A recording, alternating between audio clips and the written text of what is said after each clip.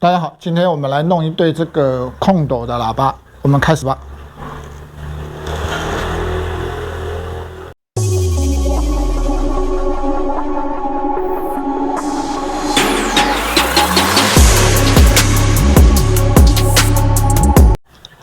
这对喇叭是一个朋友带来的，他说这一只有一个很奇怪的一个声音，就会跟着喇叭的声音频率一起跑，会听到那个叽叽叽叽叽叽的那个声音。那我们刚刚测试确实有那个声音存在。那我们刚刚就是试过之后，这一只是没有的，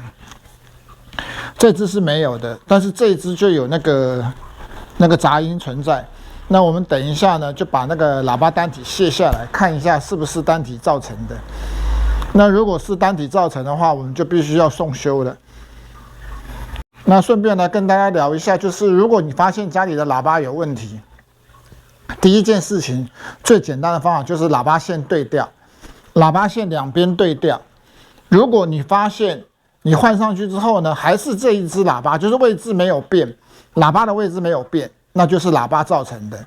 那如果你换上去之后，你发现喇叭的位置变了，就是跑到另外一边来，这个时候通常就是扩大机那一头的问题，包括有可能是讯源，有可能是前级，有可能是后级，有可能是讯号线造成的。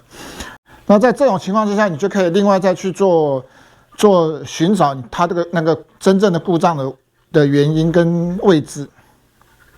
那这一对呢是空斗的喇叭，那我们等一下就把这只单体把它卸下来，那看一下，是不是单体造成的，要不然就是分音器或者是喇叭箱本身的共振。那这一类的问题呢，这一类的杂音的状态，不外乎单体本身造成的，或者是分音器造成的。那最有可能就是那个箱子的共振，比如说里面的分音器没有粘好啊，没有固定好啊，或者是里面什么东西松掉了，或者是里面的分音器本身的零件所造成的那个共振的声音会引起那个声音在频率里面会一直伴随着主要的那个主要的声音，然后会有出现那个很奇怪的那个杂音的状况。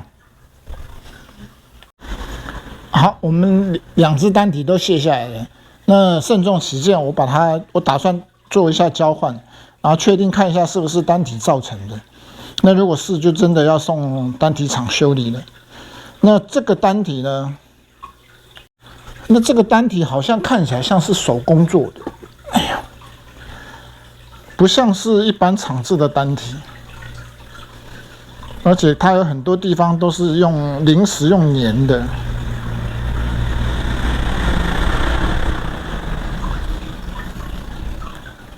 哦，所以这好像是手工临时做的。可能是sample啊，还是什么东西啊？那有一些品牌信仰者就会去买这种东西来使用。不管了，我们等下装上去就知道了。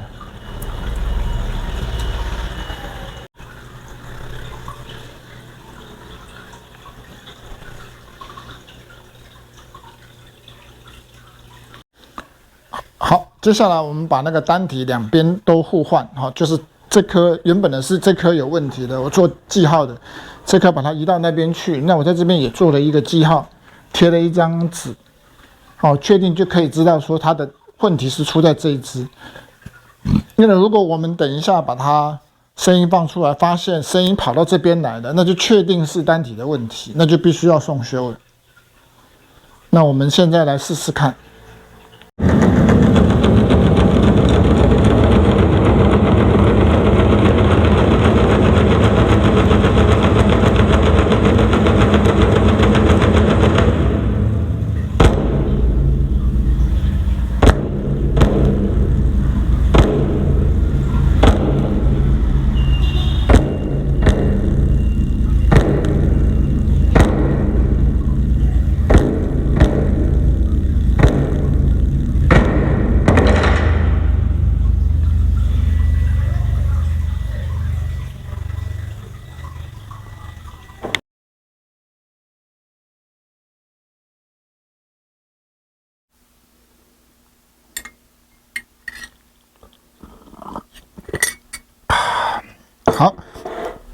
2只喇叭我们都修回来了。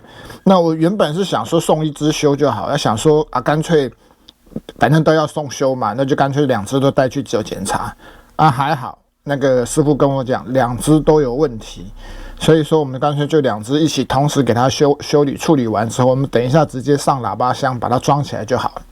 那装起来之后，我们就可以直接上那个音响来去做上扩大机来做测试。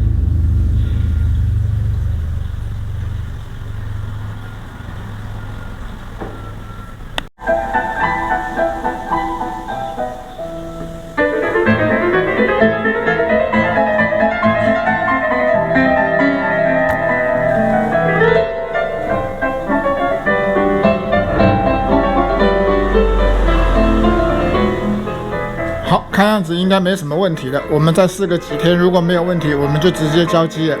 如果你对音响喇叭有任何的问题，我们欢迎你的留言，我们更感谢你的订阅。